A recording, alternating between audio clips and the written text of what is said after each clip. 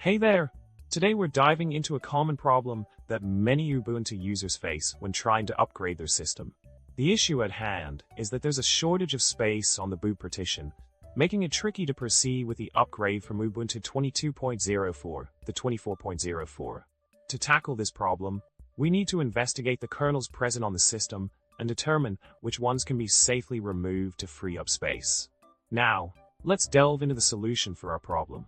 When it comes to identifying the currently running kernel, the most reliable source is the uname command, as it directly queries the running kernel for its version.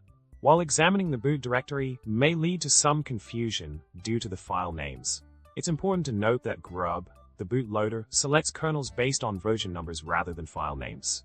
Therefore, even if the symlink points to a specific kernel, grub will prioritize based on version.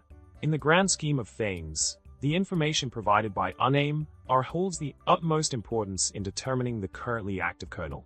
Grub, the bootloader, operates independently of the symlink structure in the boot directory, relying instead on the actual kernel files.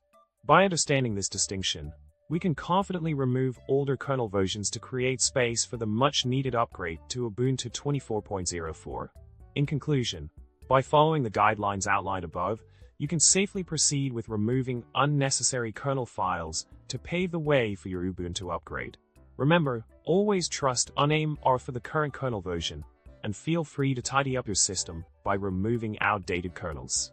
Thanks for tuning in, and don't forget to subscribe, like the video, and drop a comment below with your thoughts. Stay tech savvy.